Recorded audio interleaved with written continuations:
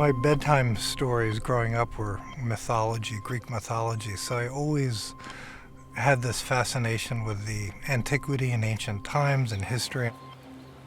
And I had an opportunity to visit Greece, places like this that are so steeped in history and just humanity.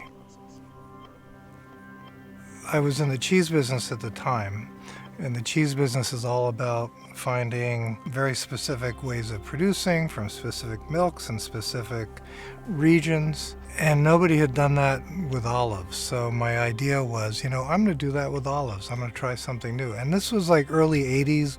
We were a part of the generation that created an industry that really didn't exist, right? It started with California wine and cheese, and then went to coffee and chocolate, and we were the olive part of that. It was a simple idea, just travel, find the best varietals from every country, find the good growers in the good regions, and people really responded to it.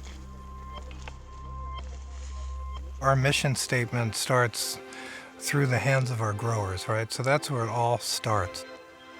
When you're fortunate enough to have exposure to those relationships, you want to expose other people to that feeling and feel that connection and appreciate, what's on their table.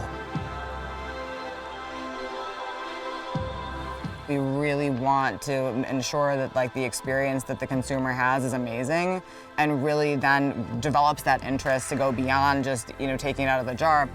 The more educated people can be when it comes to food is so important, because food ultimately impacts your overall health, your mental well-being, your physical well-being, every aspect of your life. There's a lot of information, but there's not a lot of clarity on what is the correct information.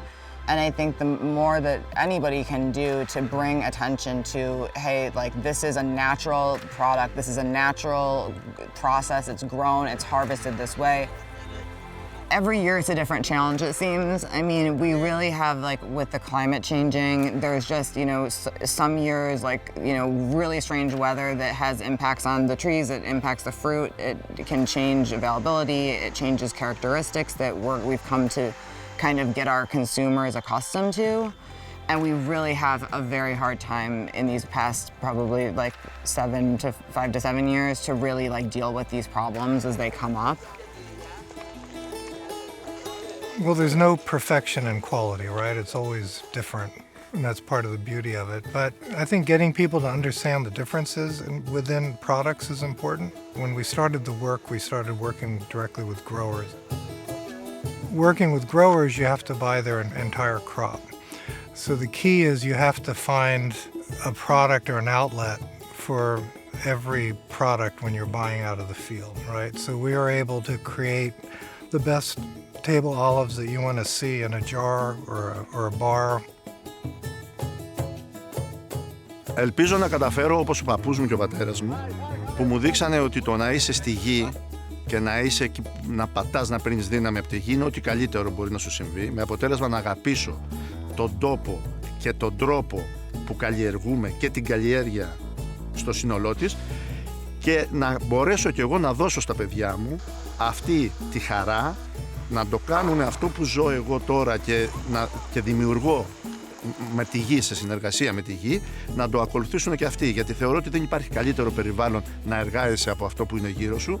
Δεν υπάρχει καλύτερο αποτέλεσμα από την εργασία σου να είναι κάτι τέτοιο, το οποίο να παράγεται και να το τρώει ο κόσμος με χαρά και ευχαρίστηση, και να προσπαθήσουν στο μέλλον να κάνουν ακόμα καλύτερες τις καταστάσεις και καλύτερα πράγματα για τον κόσμο που απευθύνονται τα προϊόντα που παράγουμε.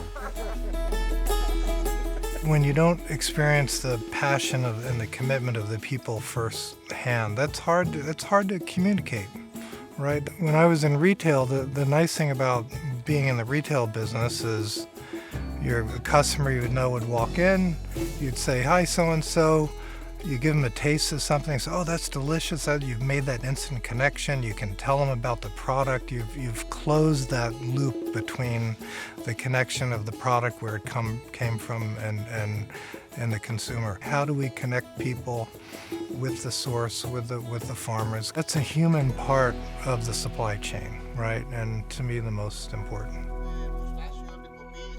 So I'm newer to overseeing the olive bar, but I've been overseeing the shelf-stable pickles, olives, and peppers category for 2 years now. I think it'll be really interesting to be able to oversee both and just see how customers perceive certain products in one category versus the other. The olive bar is unique in that it's a bit of a more artisanal product, and Divina is this amazing partner of Whole Foods Market for 20 plus years who supply core items to our assortment, and really being able to connect with both the sourcing and the production and see the full life cycle of the product is just amazing for me. I also feel, again, because I like history and I like antiquity, for me personally, probably the biggest appeal is that, we live in this world where things have changed so profoundly by week, in terms of technology and geopolitical things and climate and stuff like that. But this little olive business, and particularly table olives, it hasn't really changed much in a couple thousand years, right? It's different buyers. It used to be Romans or somebody else, and now it's some, guy from New York that's going to be the growers and buying the olives. But I feel a part of some continuum that hasn't changed, that still has value at a human level, which is comforting when you think about how much everything has profoundly changed in our lives.